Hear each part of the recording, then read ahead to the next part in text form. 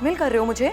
तुमने मर्डर किया है माहिरा, पूनम को मार दिया है तुमने और संजीव को मरने के लिए छोड़ दिया, तो कभी भी मर सकता है। मैंने कुछ नहीं किया है। होटल शाइनिंग मून 12 बजे आ जाना, किसी को कुछ नहीं पता चलेगा कि तुमने क्या किया है।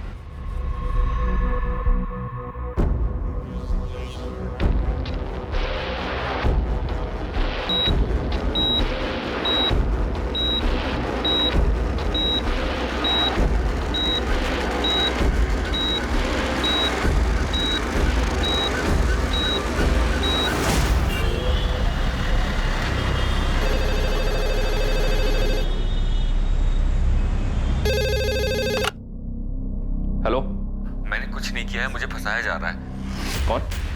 मनीष कालरा? हाँ सर। अगर तूने कुछ नहीं किया है तो सामने आ। ये क्रिमिनल्स की तरह छुप छुप कर भाग क्यों रहा है?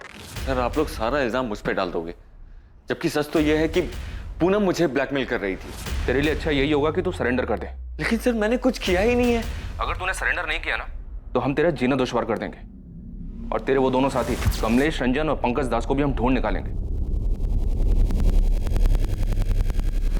इस पड़ाव पर यह केस सबके सामने था। साफ था कि मनीष कालरा ने इस अपराध को अंजाम देने के लिए 2 हिस्ट्री शीटर्स को पैसे दिए थे। लेकिन क्या यह केस वाकई में इतना साफ था जैसा कि सोचा जा रहा था?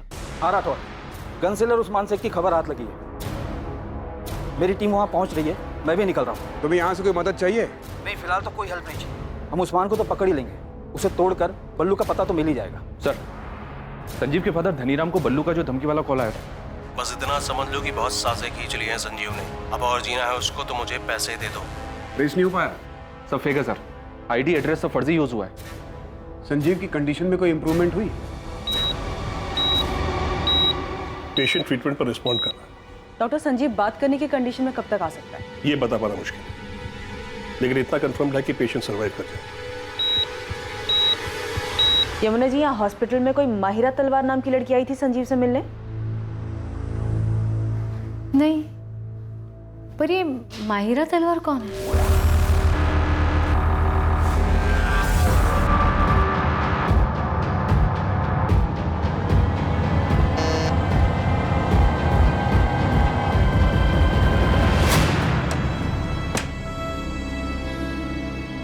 मुझे पता था तू आएगी माहिरा।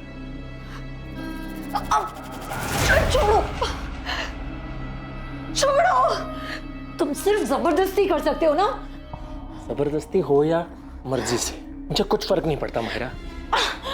अगर मैं पुलिस को जाके ये बता दूं कि तुम मुझे हर्ट करने के लिए और मुझसे बदला लेने के लिए ये सब कर रहे हो तो? अरे शौक से जाओ। अरे तुम्हें तो जाने की भी जरूरत नहीं है। ये तुम्हारे फोन से पुलिस को फोन कर दो कि मैं तुम्हें परेशान कर रहा हूँ। क्या हुआ? अरे पकड़ो, डर क्यों रही हो? उस वीडियो में तुम्हारा ऑडियो एकदम क्लियर सुनाई दे रहा है माहिरा। तो अगर हमारी सारी दिक्कत ही पूनम है तो इस दिक्कत को जड़ से हटा देते हैं ना Sanjeev? Same coffee shop, same table, तुम्हारी आवाज एकदम क्लियर सुनाई दे रही है। शहर में बहुत सारी रॉबरीज हो रही हैं, लेकिन अभी तक कोई पकड़ा नहीं गया है। तो ऐसी ही किसी एक रॉबरी में पूनम भी तो मर सकती है। मैंने उसे नहीं मारा है। तुम्हारा ये खूबसूरत चेहरा और जेल की सलाखें, कभी सोचा है तुमने जेल में पुलिस तुम्हारे साथ क्या क्या करेगी?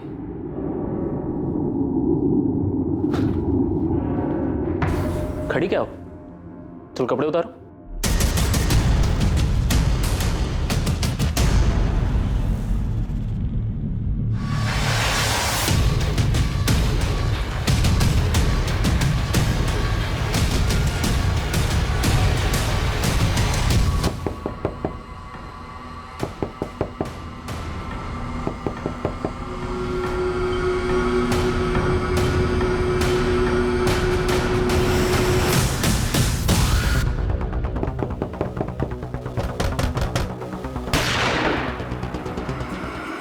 खेल खत्म उस्मान, गन नीचे रख दे। कोई होशियारी नहीं, वरना यही ठोक दूंगा। 3 सेकंड है तेरे पास। 1, 2, नीचे रख दे गन। रख नीचे गन।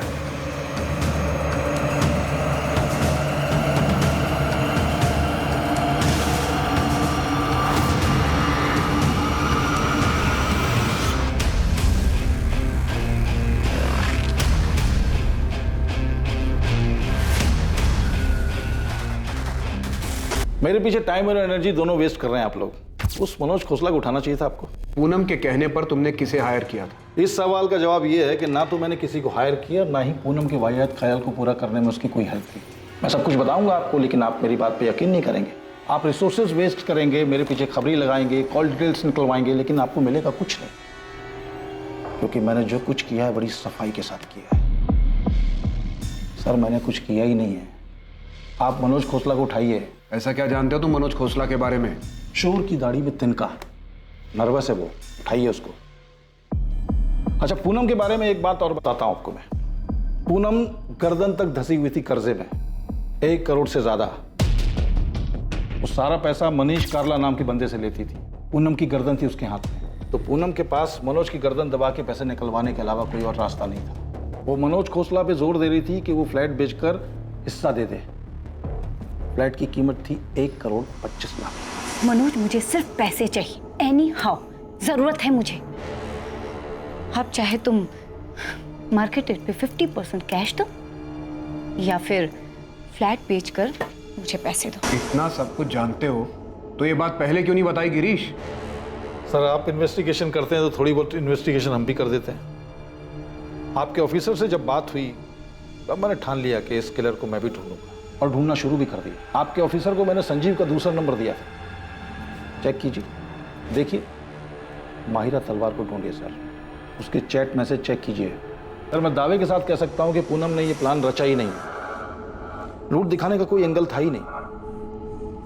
सर ये बात तो कोई भी अपनी परेशानी में अपने पर्सनल भड़ास निकालने के लिए कर सकता है, और पूनम ने भी सिर्फ और सिर्फ सोचा ही था, और वो इसलिए क्योंकि वो काफी डिस्टर्ब थी अपने पति और माहिरा के अफेयर को लेकर। आप मनोज खोसला को उठाइए, शायद कोई ठोस लीड दे दे आपको।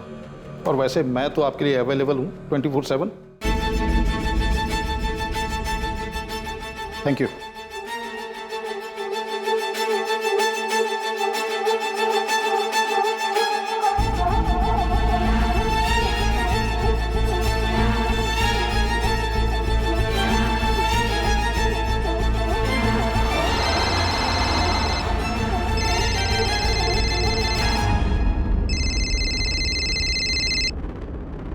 हेलो, माहिरा तलवार जी, मैं असिस्टेंट सब इंस्पेक्टर आरती त्रिवेदी बोल रही हूँ। जी बताइए। बात करनी है, कब आ सकती हो रसिक विहार पुलिस स्टेशन? मैम कल मेरा वीकली ऑफ है तो मैं कल आ सकती हूँ। ठीक है, सुबह 10:30 बजे रसिक विहार पुलिस स्टेशन।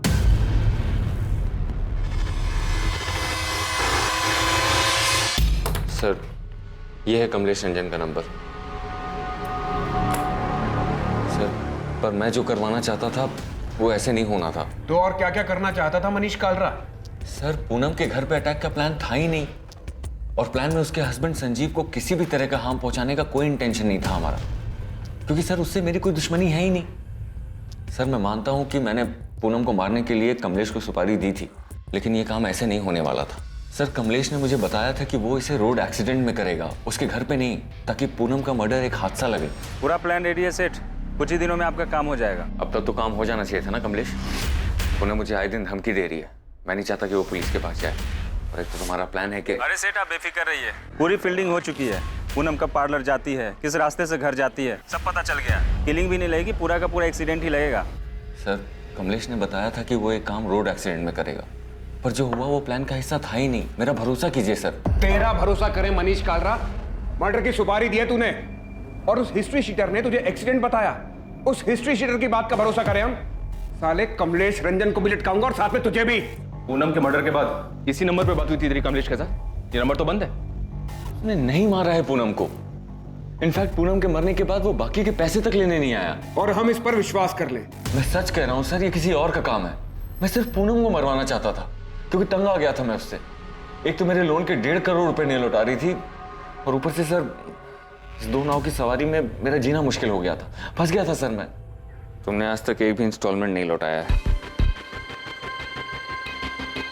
पर हम तो लवर्स हैं ना मनीष। हाँ लेकिन ये लोन हमारे लवर्स वाले एंगल का हिस्सा नहीं है पूनम। तुम ये कैसी बातें कर रहे हो मनीष? पूनम मुझे मेरे पैसे वापस चाहिए। मैंने वो पैसे तुम्हें एज ए लोन दिए थे। मनीष दोनों पार्लर को मिलाकर भी कुछ खास रिटर्न नहीं आ रहा है, इसीलिए मैंने दिवाली पर हैवी डिस्काउंट ऑफर रखा है। क्या पता बिजनेस पिक कर जाए। और ये बात तुम्हें मुझसे ज्यादा अच्छे से पता है कि मार्केट स्लो डाउन है। इसलिए तो पैसे वापस मांग रहा हूँ पूनम। मैं मार्केट से अलग नहीं हूँ, मुझे भी पैसों की जरूरत है। पर अचानक ये पैसों की बात कहाँ से आ गई मनीष? क्या मैं तुम्हें वो सब कुछ नहीं दे पाई जो तुम्हें खुशी दे सके, जो तुम्हें चाहिए था? तो मुझे कोई एक तरफा नहीं मिला है पूनम, तुम्हें भी मुझसे वो सारी खुशियां मिली हैं। तुम्हें हो क्या गया है मनीष? पूनम, आज के बाद हम ऐसे नहीं मिलेंगे। आज ही आखिरी था, आज के बाद इट्स स्ट्रिक्टली बिजनेस। तुम प्लीज मेरे पैसे लौटा दो और भूल जाओ कि हमारे बीच में कुछ हुआ भी था। Avantika, am I right? उसी की वजह से तुम मेरे साथ ये कर रहे हो ना? तुम तो गए मनीष, बेस्ट लॉयर हायर करूंगी और रिद्धि मेरे साथ रहेगी और एलिमनी में इतना पैसा मांगूंगी ना कि तुम सड़क पर आ जाओगे। अवंतिका, मैं सिर्फ सो रहे थे ना उसके साथ? मैं बहक गया था अवंतिका। पूनम बस मेरी क्लाइंट है। लेकिन अब तुम उसके क्लाइंट हो, होटल में उसके साथ गुलछर्रे उड़ाते हो ना। अब ये बात मैं सबको बताऊंगी, रिद्धि को भी और कोर्ट को भी। अवंतिका, हम बस फिजिकल हुए थे। एक बार डाइवोर्स हो जाता फिर मैं भी ढूंढ लूंगी किसी, सिर्फ फिजिकल होने के लिए। अवंतिका, चिल्लाओ मत, रहो उसी के पास। शादी करो या बाहर में जाओ, मैं तुम्हें रास्ते पर ला दूंगी, बर्बाद करके छोड़ा।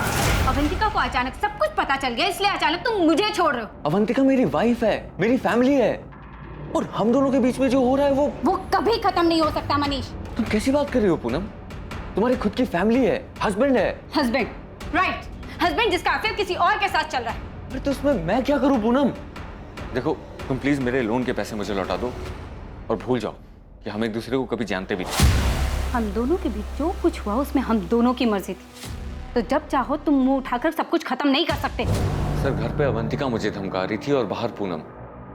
सर, अवंतिका तो मेरी वाइफ है, मैं उसे नहीं छोड़ सकता था, पर पूनम ने तो सारी लिमिट्स क्रॉस कर दी थी सर। मैं तुम्हें बर्बाद कर दूंगी मनीष, कहीं का नहीं छोड़ूंगी तुम्हें। ये सही नहीं है पूनम, तुम मेरे साथ थी क्योंकि तुम्हें भी अच्छा लग रहा था, पर अब नहीं। मुझसे भागना इतना भी आसान नहीं है मनीष। मैं तुमसे भाग नहीं रहा हूँ। मैं भागने भी नहीं दूंगी मनीष। अगर तुम्हारी वाइफ तुम्हें कोर्ट में ले जाने की धमकी दे रही है तो मैं तुम्हें पुलिस स्टेशन लेके जाऊंगी। लेकिन मैंने तुम्हारा किया क्या है पूनम? रेप किया है तुमने मेरा मनीष। नहीं, इनोसेंट मत बनो। तुमने मुझे लोन दिया, उसे वापस लेने के लिए तुम मुझे ब्लैकमेल कर रहे हो और जबरदस्ती रेप करना। बस यही बात मैं पुलिस स्टेशन जाके बोल दूंगी। तुम ऐसा नहीं कर सकती पूनम। मैं बिल्कुल कर सकती, इनफैक्ट मैं ऐसा ही करूंगी। मैं दोनों के बीच में पिसता जा रहा था सर, लेकिन अपनी फैमिली की कसम खा के कह रहा हूँ कि मैंने ये नहीं करवाया। ये डिसाइड हुआ था कि कमलेश इस हादसे को एक्सीडेंट का रूप देगा, पर यहाँ तो रॉबरी और मर्डर हुआ है सर। सर, ये किसी और का काम है। सर, अभी जो नंबर मैंने आपको दिया था सर, जब पूनम के मर्डर की खबर आई थी ना, तो मेरी इसी नंबर पर कमलेश से बात हुई थी। ये क्या कर दिया कमलेश? दिमाग खराब हो गया है। ये खबर पढ़ के मैं खुद हैरान हूँ सेठ। तुमने क्या कहा था? उसका एक्सीडेंट होगा। अरे सेठ, हमने कुछ किया ही नहीं है। झूठ मत बोलो। मैं क्यों झूठ बोलूंगा सेठ? मैंने सुपारी उठाई, काम किया होता तो आपको फोन करता, बैलेंस पेमेंट लेने आता, और हमने तो एक्सीडेंट सोचा था ना, पर किसी टेढ़ी खोपड़ी ने घर में घुस के मार दिया तुम्हें। सर, मैं कसम खा के कह रहा हूँ कि मैंने सुपारी दी थी, लेकिन प्लान एक्सीडेंट का ही था। साले, तेरे जैसे मास्टरमाइंड और कमलेश जैसे हिस्ट्री शीटर पर भरोसा करने लगे ना, तो हमें नौकरी छोड़ के घर बैठ जाना चाहिए।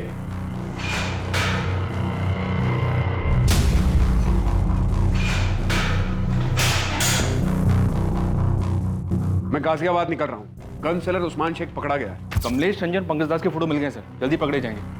आरती को मायरा और संजीव के चैट मैसेजेस मिले हैं। मायरा को बुलाया इंक्वायरी के लिए। उधर भी कोई प्लानिंग चल रही थी? अभी तक पिक्चर क्लियर नहीं है सर।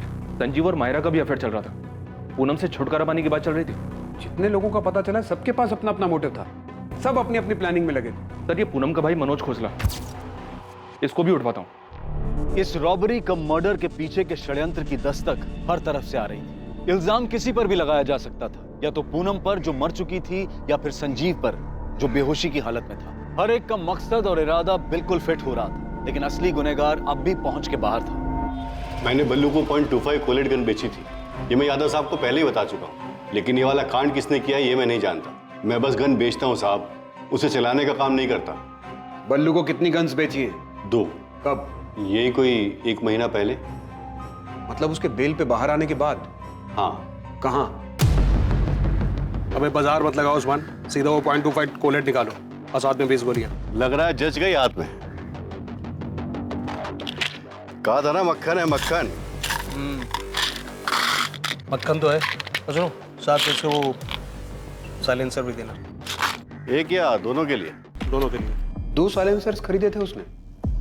जी, 2.25 कोलेट गन, 20 गोलियां और 2 साइलेंसर्स। ये सारा सामान बल्लू ने करीब 1 महीना पहले खरीदा है। मनोज को उठा लिया सर, उसे भी इंटरोगेट करूंगा। कर लो जायसवाल, लेकिन हमारा प्राइम सस्पेक्ट बल्लू ही है। मनीष कालरा भी शायद सच बोल रहा है कि उसने प्लान किया था सुपारी किलर कमलेश के साथ मिलकर, लेकिन काम जरूर बल्लू ही कर गया। सर मुझे माहिरा के चैट्स मिले, संजीव और किसी शोएब नाम के बंदे के साथ उसके जो चैट्स हैं उनसे काफी कुछ मिला है। शोएब के मैसेजेस से ये लग रहा है कि शोएब माहिरा को ब्लैकमेल कर रहा था। तो उसने मैसेज भेजा कि मैं अच्छी तरह जानता हूँ कि तुमने कैसे प्लान बनाया और कैसे अंजाम दिया। मैं उन दोनों को भी अच्छे से जानता हूँ जिसे तुमने भेजा था, फोन करो मुझे। अभी शोएब कौन है? सर ये तो वही बताएगा। मैंने 2 कांस्टेबल भेजे उसे उठाने के लिए। और सर इन मैसेजेस से ये लगता है कि शोएब काफी कुछ जानता था और इसी वजह से वो माहिरा को ब्लैकमेल कर रहा था। ये हो क्या रहा है? मनीष का पूरा चिट्ठा खुलता है, वो एक्सीडेंट का प्लान बताता है। बल्लू का सब कुछ क्लियर दिखाई दे रहा है, गन्स खरीदना, साइलेंसर खरीदना, और अब ये शोएब और माहिरा की नई एंट्री हो रही है। सर इस केस में सबकी किसी न किसी से रंजिश रही है। यहाँ तक कि पूनम और संजीव के बीच भी कुछ भी ठीक नहीं था। सब लोग बस एक मौके की तलाश में थे। दिल्ली और उसके आसपास के इलाकों में बलराम जलोटा उर्फ बल्लू की बड़े पैमाने पर तलाश शुरू हुई। माहिरा तलवार के एंगल को भी अनदेखा नहीं किया जा सकता था। उसके चैट मैसेजेस से साफ पता चल रहा था कि वो भी पूनम से छुटकारा पाने की फिराक में थी। संजीव जो उन हमलावरों के बारे में बता सकता था, वो अब भी बेहोश था। यार संजीव को होश ही नहीं आ रहा है। परेशानी की तो बात है यार, वो ऐसे ही रहेगा क्या पूरी लाइफ? नहीं यार, ऐसे मत बोल, सब ठीक हो।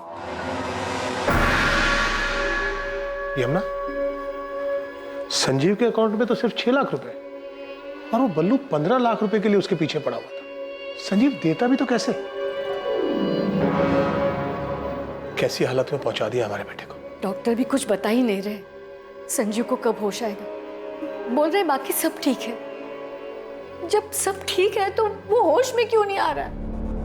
संजीव चोपड़ा के माता पिता इस बात से चिंतित थे कि संजीव को कब होश आएगा और कब उसकी हालत फिर पहले जैसी सामान्य होगी। वहीं दूसरी ओर पूनम के माता पिता अब भी अपनी बेटी को खोने के गम से उभर नहीं पाए थे और ना ही उनके परिवार को यह अंदाजा था कि संजीव और पूनम के बीच वास्तव में हालात कितने बिगड़ चुके थे। हाँ, मेरे और पूनम के बीच में फ्लैट को लेकर नोकझोंक हुई थी, लेकिन इसका मतलब ये नहीं है सर कि आप उसके मर्डर को लेकर के मुझ पे शक करें। मैंने संजीव का नाम लिया, इसलिए आप मुझसे पूछताछ कर रहे हैं। तुमने संजीव पर तो आरोप लगाया, पर अपने झगड़े के बारे में कुछ नहीं पता। अभी तुम ये बताओ, पूनम के साथ झगड़े की वजह कोई और भी थी क्या? बिजनेस में लॉसेस की वजह से पूनम को फ्लैट में हिस्सा चाहिए था। वो फ्लैट जो मेरे फादर पहले ही मेरे नाम कर चुके थे। और तुम उसे कुछ देना नहीं चाहते थे, और अब तो देने की जरूरत भी नहीं पड़ेगी। वो तो रही नहीं। कैसी बात कर रहे हैं आप? मैं अपनी बहन पूनम को क्यों मारूंगा सर? पूनम ने मुझे कॉल किया था ये बताने के लिए कि उसे संजीव से डर लगने लगा है। संजीव उसे मारने की प्लानिंग कर रहा है, और अब संजीव के फादर बीच में बल्लू का नाम घुसेड़ रहे हैं। सर आप ही सोचिए, बल्लू क्यों मांगेगा 15 लाख? एक्सटॉर्शन मांगने वाले को यह पता होता है कि सामने वाला पैसे दे पाएगा या नहीं दे पाएगा। संजीव का रियल एस्टेट का बिजनेस बिल्कुल ठंडा चल रहा था, और उधर पूनम, सर पूनम ने भी जो 3rd ब्रांच खोली थी अपने पार्लर की, उससे भी कोई खास रिटर्न नहीं आ रहा था। सर पूनम ने बहुत पैसे लोन पे लिए हुए थे, और लाखों रुपए तो उसने संजीव को दिया था। उसके पैसे भी रख लिए और उसका मर्डर भी कर दिया संजीव ने। मर्डर करने का प्लान हमें तुम्हारी बहन की तरफ से भी मिला है। मिला होगा सर, और भी बहुत कुछ मिला होगा। संजीव और पूनम के अफेयर्स भी मिले होंगे, लेकिन सच सामने है सर। आज संजीव जिंदा है और मेरी बहन मर गई। अगर मेरी बहन ने यह प्लान किया होता तो आज वो जिंदा हो। सर आपको मेरे बारे में जो पता करना है, जिससे पूछताछ करनी है कर लीजिए, लेकिन सच यही है जो मैं कह रहा हूं। इन सब के पीछे संजीव है सर। गोली गलती से संजीव पे चल गई होगी और वो विक्टिम बन गया। कहो तो तुम्हारे और संजीव के सारे मैसेजेस दिखाऊं? काफी परेशान थे तुम दोनों। पूनम संजीव को नहीं छोड़ रही थी। तुम्हें लगा हॉस्पिटल नहीं जाओगी तो पुलिस के रडार से बच जाओगी। मैम हॉस्पिटल जाती भी तो क्या करती? संजीव से मिलने से पहले मुझे 1000 सवाल के जवाब देने पड़ते। संजीव और मैंने कई बार डिस्कस किया कि हम आगे क्या करेंगे, लेकिन संजीव में कभी हिम्मत ही नहीं थी कि वो सीधा सीधा जाके पूनम से बात कर सके। तुम उसे बता क्यों नहीं देते कि तुम किसी और के साथ रहना चाहते हो? पूनम ना बहुत पॉसेसिव है। तो क्या मैं ये समझूं कि तुम मेरे साथ सिर्फ एंजॉयमेंट के लिए हो? ऐसा नहीं है मायरा, तुम बात समझने की कोशिश करो। देखो, पिछले 1-1.5 साल से मेरा बिजनेस बहुत डाउन चल रहा है और मैंने पूनम से बहुत सारे पैसे लिए और पूनम ने भी वो पैसे सामने से लोन पर उठाए। मतलब तुम उसे इसीलिए नहीं छोड़ सकते क्योंकि तुमने उससे पैसे लिए हैं? वो मुझे नहीं छोड़ेगी, बहुत खतरनाक औरत है। क्या कहा तुमने संजीव? क्या कहा? तुम्हें अलग होना? तुम्हें ये अचानक हो क्या गया है?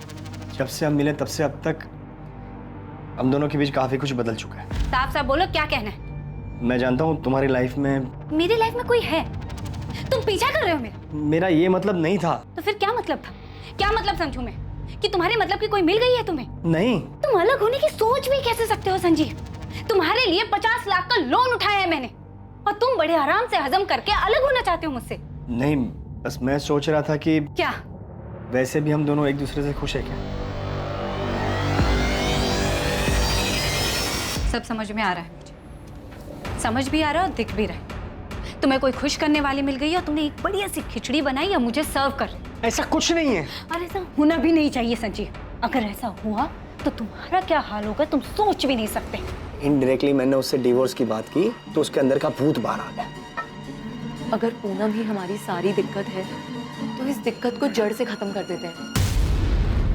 देखो, शहर में बहुत सारी रॉबरीज हो रही हैं और अभी तक कोई पकड़ा नहीं गया है, तो किसी एक रॉबरी में पूनम मर भी तो सकती है। नहीं मायरा, ये सॉल्यूशन नहीं है, इससे तो सब बर्बाद हो जाएगा। तो फिर हमें आबाद करने का कोई और प्लान है क्या तुम्हारे पास? मैं अपनी बात आगे बोल भी नहीं पाई थी कि संजीव ने सुनने से भी इनकार कर दिया। पर तुमने ये सोचा कि ये रॉबरी वाला प्लान काम कर जाएगा। हाँ, और उसका नतीजा मैं आज तक भुगत रही हूँ। जिसके मैसेजेस ट्रेस करके आप मुझ तक पहुंची हैं, शोएब, उसने उस दिन मेरी सारी बातें रिकॉर्ड कर ली थी और उसके बाद उसने मुझसे ज़बरदस्ती बहुत कुछ लिया है। मेरी इज्जत। शोएब कॉलेज में मेरा बॉयफ्रेंड था लेकिन अब नहीं है और ये बात उससे बर्दाश्त ही नहीं हो रही। वो मेरा पीछा करता है, उस रिकॉर्डिंग से मुझे ब्लैकमेल करता है। मेरी कुछ लाइफ ही नहीं बची है।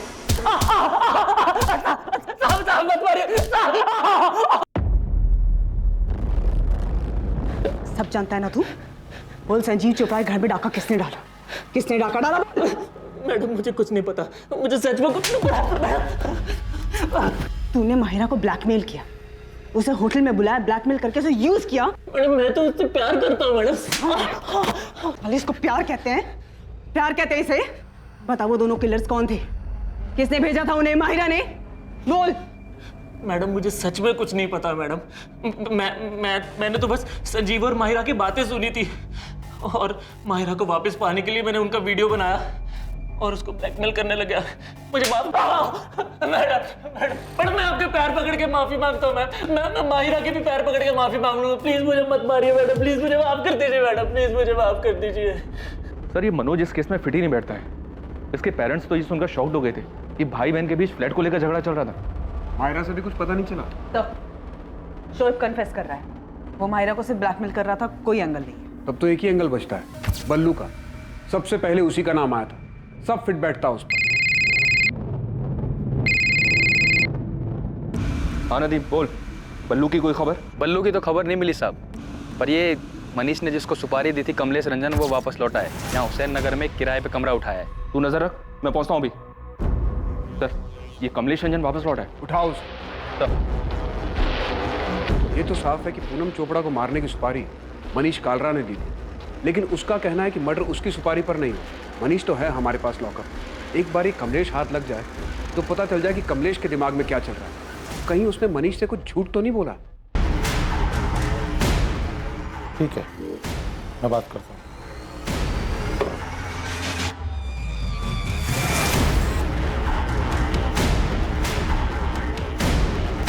वो वाला कमरा है साहब।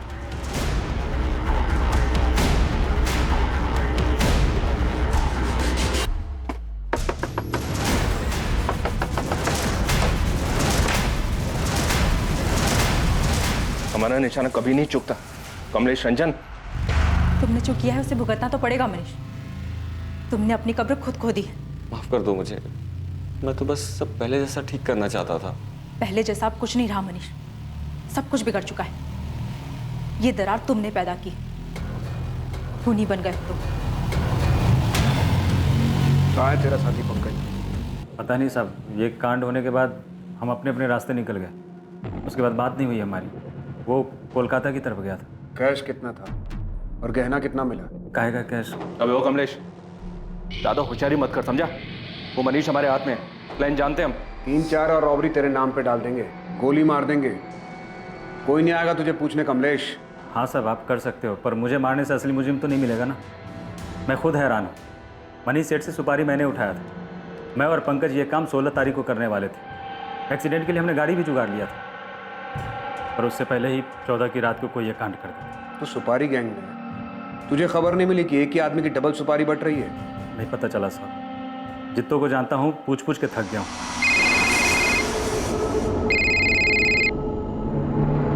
हेलो, नमस्कार, मैं गिरीश रावत, प्राइवेट डिटेक्टिव। पहचाना? हाँ हाँ पहचाना, बोलो। मैंने आपसे कहा था कि मैं 24/7 आपके लिए अवेलेबल रहूंगा। खबर क्या है तुम्हारे पास? तगड़ी खबर है। आप चंडीगढ़ फॉरेंसिक डिपार्टमेंट में बात की। उनके पास एक बॉडी है और उसकी खोपड़ी से बुलेट और उसके बगल से शेल बरामद है। आप फॉरेंसिक रिपोर्ट मंगाइए, उसे देखिए। लाश को पूरी तरह से जला दिया गया था। वहाँ के फॉरेस्ट एरिया में 1 महीने पहले चंडीगढ़ पुलिस को ये डेड बॉडी मिली थी। ये चंडीगढ़ वाले मर्डर केस में बुलेट .25 कॉलेट गन से चलाई गई थी। तुम्हें कैसे मालूम कि .25 कॉलेट गन हमारे केस में भी शामिल है? Thank you inspector. आप तो तारीफ करेंगे नहीं तो सोचा मैं ही थैंक यू बोल देता हूँ। वैसे ये इन्फॉर्मेशन मुझे अपने चंडीगढ़ नेटवर्क से मिली थी और आज तक चंडीगढ़ पुलिस को ये नहीं मालूम कि डेड बॉडी किसकी है। शायद ये इन्फॉर्मेशन आपके कुछ काम आ जाए। 2 .25 कोलेट गन, 20 गोलियां और 2 साइलेंसर्स। ये सारा सामान बल्लू ने करीब 1 महीना पहले खरीदा है। जी सर, जंगल में मिली थी बॉडी। 17 सितंबर की बात है। एकदम जली हुई कंडीशन में। आज तक पहचान नहीं हो पाई विक्टिम की। वैसे पहचानना मुश्किल है। ये मर्डर बलराम जलोटा उर्फ बल्लू का ही काम होगा। हाँ, दिल्ली पुलिस हेडक्वार्टर से वांटेड लिस्ट आई, उसमें फोटो मिला है उसका। बल्लू हमारे यहाँ से वांटेड है, murder cum robbery case. Murder में यहाँ जो गन यूज हुई है वो .25 कॉलेट गन है। शायद तुम्हें भी यही मिला। हाँ यही है। बुलेट विक्टिम के स्कल से रिकवर हुआ था और सेल भी वहीं पास में पड़ा था। FSL के पास ही है वो, और रिपोर्ट दी है उन्होंने कि गोली .25 कॉलेट गन से ही चली थी। मुझे FSL से वो बुलेट चाहिए। मेरा ऑफिसर अंकुर सिन्हा ये कोऑर्डिनेट करेगा। बुलेट आपको मिल जाएगी सर। क्राइम सीन और बंट बॉडी के फोटो भी हैं हमारे पास, पर बॉडी हमने क्रिमिनेट कर दी है। पर विक्टिम का DNA प्रिजर्व्ड है। आइडेंटिटी ट्रेस करने में दिक्कत इसलिए आ रही है क्योंकि कोई मिसिंग रिपोर्ट ही मैच नहीं हो पा रही है। एक अनजान आदमी की चंडीगढ़ में हुई हत्या और उस हत्या में इस्तेमाल की गई गन का संजीव और पूनम के घर पर हुई डकैती और हत्या के केस से निश्चित तौर पर संबंध था। मगर इन कड़ियों को जोड़ पाना और प्राइम सस्पेक्ट बलराम जलोटा और बल्लू तक पहुंच पाना पुलिस के लिए आसान साबित नहीं होने वाला। इस मामले में हॉस्पिटल से अभी कुछ और चीजें सामने आनी थी, जहां संजीव चोपड़ा धीरे धीरे रिकवर हो रहा था। सर, एक गुड न्यूज है। ये खबर मैंने आपको पहले इसलिए नहीं दी बिकॉज मैं आपको डिसअपॉइंट नहीं करना चाहता था। संजीव चोपड़ा को होश आ गया डॉक्टर? जी हाँ, 3 दिन पहले। अब संजीव बात करने की कंडीशन में है, लेकिन मैं आपको 5 मिनट से ज्यादा अलाउ नहीं कर सकता। इन्वेस्टिगेटिंग टीम को उम्मीद थी कि संजीव चोपड़ा होश में आकर उन्हें हमलावरों के बारे में बताएगा, कोई जानकारी या सुराग देगा। लेकिन क्या वाकई ये जानकारी कुछ अलग साबित होने वाली थी, जो कि इन्वेस्टिगेटिंग टीम को पहले से नहीं पता था? संजीव,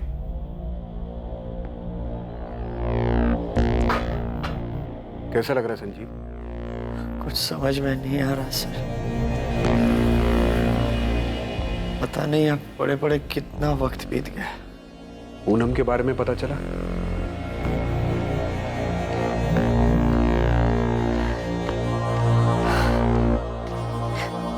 मुझे यकीन नहीं हो रहा मैं कैसे बच गया। तुम्हारे फादर ने तुम्हारे कजन बल्लू का नाम लिया, वो धमका रहा था तुम्हें। हाँ सर, बल्लू ने ही धमकी दी थी। मुझे क्या पता था वो सच में ऐसा कुछ करेगा। पक्का वो बल्लू ही था? हाँ सर, वो बल्लू ही था। अरे कौन है भाई? बल्लू ने मुझसे 15 लाख रुपए मांगे थे। मुझे क्या पता, नहीं दूंगा तो अटैक करेगा। आपने पकड़ा बल्लू को सर? जल्द पकड़ लेंगे, अब तुम आराम करो। बस यही कंफर्म करना था कि ये सब कुछ बल्लू नहीं किया है। सर, बल्लू पकड़ा गया? हर जगह पुलिस अलर्ट है उसके लिए, जल्दी पकड़ा जाएगा। आप संजीव का ख्याल रखिए।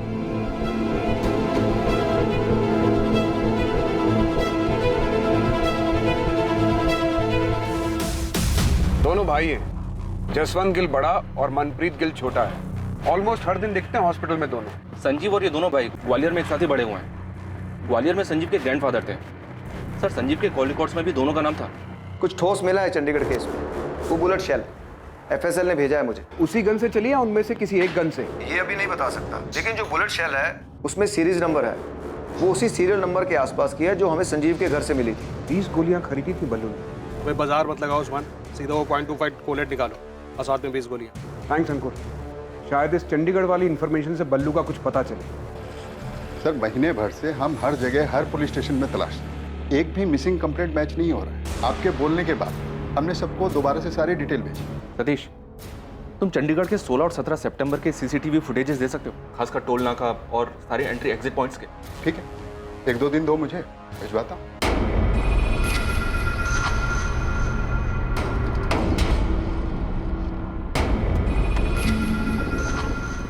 जसवंत, वो बंदा दिखाई दे रहा है तुझे? कौन? वही जो बाइक के पास खड़ा लाइनिंग टी शर्ट वाला। वो 2 दिन से यहीं दिखाई दे रहा है। हाँ यार, इसको तो हॉस्पिटल के अंदर भी देखा था मैंने। ये ले भाई।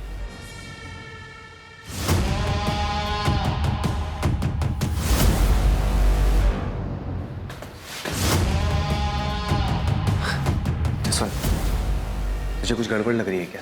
नहीं यार, लग तो नहीं। निकल जाए यहाँ से। नहीं, अभी नहीं जा सकते, अभी हम लोग रेडार में।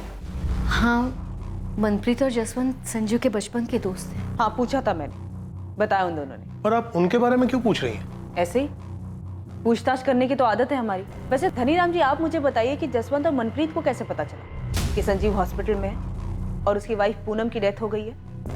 आपने फोन किया था? जी नहीं, उन्होंने फोन किया था। सर, चंडीगढ़ के सीसीटीवी फुटेजेस के तकरीबन 60% फुटेजेस स्कैन कर रही हैं, पर बल्लू कहीं भी नहीं दिख रहा है। डबल मर्डर केस में बल्लू पकड़ा गया, अंडर ट्रायल था। 2 महीने पहले वो बेल पर बाहर आया था। पहले महीने वो रेगुलर गाजियाबाद जेल में जाके हाजिरी देता रहा। उसके बाद वो वहां नहीं गया। 14 सितंबर लास्ट डेट थी जब वो हाजिरी देने गया था। उसके बाद से बल्लू किसी को दिखाई नहीं दी। संजीव के घर कांड होने के बाद ना हमें दिखाई दे रहा है, ना चंडीगढ़ के सीसीटीवी फुटेज में दिखाई दे रहा है। ऐसे कहां जा सकता है कि किसी को दिखाई ना दे? एक काम करो, संजीव के दोनों दोस्त जसवंत और मनप्रीत, इनको उठा लो। क्या पूछना है बाद में देखेंगे। जी सर। और बल्लू की माँ उषा, देखते ही गोली मार दीजिए बल्लू, मेरा बेटा नहीं है वो। उनको उठाना नहीं, उनका डीएनए सैंपल चाहिए। बल्लू किसी को दिखा नहीं और शायद अब दिखेगा भी। आपको मेरा डीएनए सैंपल चाहिए? आपका भी और आपके हस्बैंड धीरज जलोटा जी का भी। क्यों? उषा जी, हमें डाउट है कि बल्लू मर चुका है। इन्वेस्टिगेटिंग टीम को अपराध का षड्यंत्र समझ आने लगा था। क्या हुआ यमुना? वो पुलिस जसवंत और मनप्रीत को लेके गई। अब पुलिस को जसवंत और मनप्रीत से क्या चाहिए?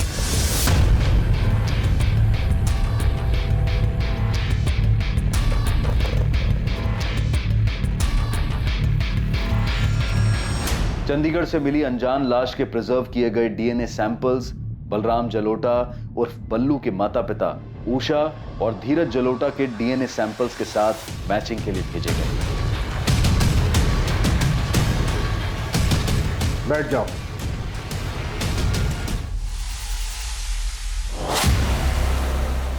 सिर्फ एक बार पूछूंगा, ये जली हुई बॉडी बल्लू की है ना? भूल के ना तो बोलना ही मत। सीसीटीवी में देखे हो तुम दोनों। हमारी मार झेल नहीं पाओगे, फिर आवाज नहीं, चीख निकलेगी।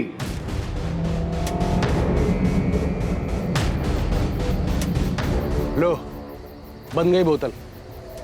इतने दिन से प्रैक्टिस कर रहे हो ना? चलो अब लगाओ निशाना। बाएं आंख बंद करो, 1 2 3 में बोतल धड़ाम। और इतनी पास में बोतल बांधा है कि आसानी से बोतल फूटनी चाहिए, ठीक है? और टेंशन मत लो, इसमें ये साइलेंसर लगा है, किसी को सुनाई नहीं देगा, किसी को कुछ पता नहीं चलेगा। 3 तक गिनती में बोतल धड़ाम। 1 2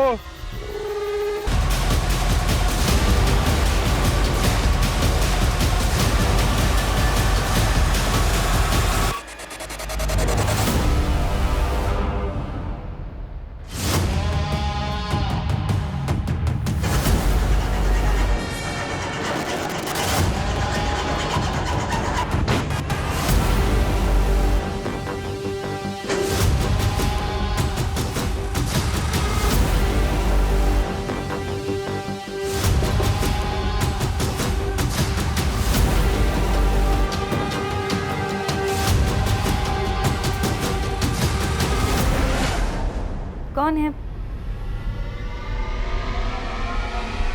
कौन है ओए? कौन है? सर, प्लान हमारा नहीं था सर। हमें तो सिर्फ पैसे मिलने वाले थे और घर में कोई लूट भी नहीं हुई थी। सर, प्लान हमारा नहीं था सर।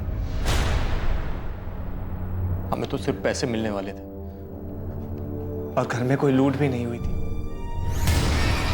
तो चेक साइन कर देना यार संजीव। संजीव लाले पड़े, कब से तेरा होश में आने का इंतजार कर रहे थे। मेरी ये हालत तेरी वजह से हुई है मनप्रीत। लेकिन काम तो हो गया ना यार, देख काम हो गया। अब पता नहीं कभी उठ भी पाऊंगा या नहीं। बोलता है काम तो हो गया। बोल संजू, क्या काम है? तेरे लिए जो भी होगा सब कर दूंगा। पूनम को मारना है, डाइवोर्स दे दे। पूनम ना मुझे डाइवोर्स देगी ना मुझे छोड़ेगी। पहले वो सारे पैसे लौटा दो जो मैंने तुम्हें लोन पर उठा कर दिए। उसके बाद इस कोठी पर मेरा नाम लिखवा दो। तो पूनम भरोसा करो मुझ पर, मैं डाइवोर्स के बाद में भी पैसे लौटा दूंगा। बेवकूफ समझाया क्या तुमने मुझे संजीव? हाँ, मनीष का लोन मेरे सर पर है तो इस बात का फायदा उठाकर तुम मुझे छोड़कर वो माहिरा के साथ चले जाओ। पर यू नो व्हाट, मैं तुम दोनों को देखकर ना तो खुश हो पाऊंगी ना डाइवोर्स दे। जिंदगी बर्बाद कर दूंगी, रगड़ दूंगी तुम्हें। और ऐसा करने से तुम्हारे कलेजे को ठंडक पहुंचेगी। चाहे कुछ भी हो, तुम्हें आराम से नहीं रहना। और रही बात डाइवोर्स की, तो सोचना भी मत। हटा देंगे तुम्हारे रास्ते से काटा। हमको क्या बोले? तू बता। 15 लाख दिए, लेकिन तू ये कांड नहीं करेगा। तो तुम करोगे? मेरे 2 दोस्तों को तैयार कर, गन चलाने की ट्रेनिंग दे, वो करेंगे कांड। ऐसा तभी तो पुलिस को लूट और रॉबरी का केस लगेगा और मैं बोलूंगा कि तू एक्सटॉर्शन के पैसे के लिए मेरे पीछे पड़ गया था। तो पुलिस के रडार में आएगा ही नहीं और पुलिस तुझ तक पहुंच नहीं पाएगी। देखो, शहर में बहुत सारी रॉबरीज हो रही है और अभी तक कोई पकड़ा नहीं गया है। तो किसी एक रॉबरी में पूनम मर भी तो सकती है। एक तरफ पुलिस को लूट और रॉबरी का केस लगेगा और दूसरी तरफ तेरा नाम आएगा एक्सटॉर्शन। पुलिस किसी नतीजे पर पहुंच नहीं पाई और थोड़े दिनों में अपने आप ये केस बंद हो जाएगा। धन्य हो मेरे भाई। मैं सोच रहा था कि अपने खानदान में सिर्फ क्रिमिनल बुद्धि ना मेरे पास ही है, लेकिन तुम तो मुझसे भी आगे की सोच रहे हो। कमाल है। जसवंत और मनप्रीत को सिखा गन कैसे चलाते हैं। गन पर साइलेंसर होना चाहिए। टेंशन मत लो, हो जाएगा। कब करना है फाइनल डेट बता। तू गन का इंतजाम कर, ट्रेनिंग दे, डेट में बता दो।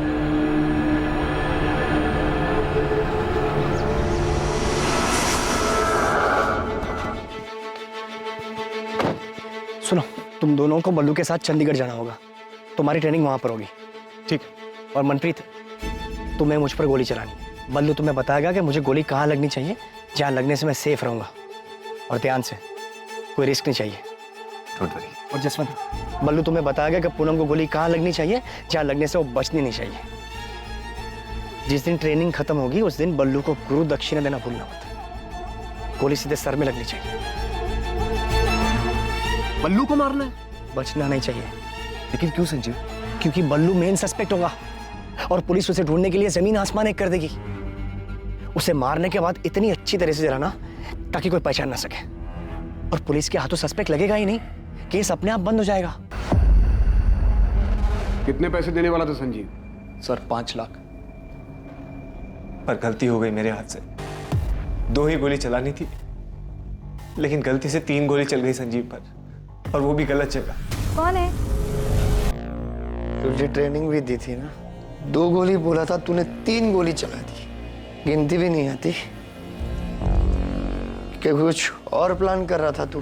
संजीव ऐसा नहीं है यार, गलती से चल गई थी, जानबूझ के नहीं किया, गलती हो गई यार, समझना यार। फुटो यहाँ से, जब मैं ठीक हो जाऊंगा तब पैसे की बात करेंगे। जाओ निकलो यहाँ से। सर हमसे तो दोस्ती यारी में हो गया सर, आज तक कोई पैसा नहीं मिला सर, इसीलिए इतने दिन से हॉस्पिटल के चक्कर काट रहे। पैसा नहीं, किलो के हिसाब से चार्जेस लगेंगे दोनों पर। ये तो नहीं पता तू कब फिर से ठीक होगा संजीव चोपड़ा, पर जब भी चलने फिरने लायक होगा तब हम लेंगे तेरी कस्टडी। डिवोर्स के लिए कोर्ट जाता, उसमें कम दिमाग खर्च होता तेरा। इतना दिमाग बेवकूफी वाले काम में लगा दिया और क्रिमिनल बन गया तू।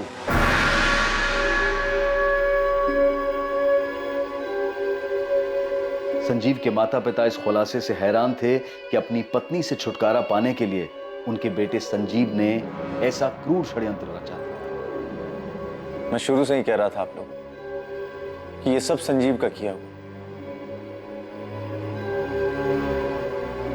माहिरा ने पूनम से छुटकारा पाने के लिए दिल्ली में हो रही रॉबरीज की आड़ में इस तरह से रॉबरी और मर्डर के बारे में सोचा था, लेकिन इन्वेस्टिगेशन में सामने आया कि असल में हुए अपराध में माहिरा की कोई भूमिका नहीं थी।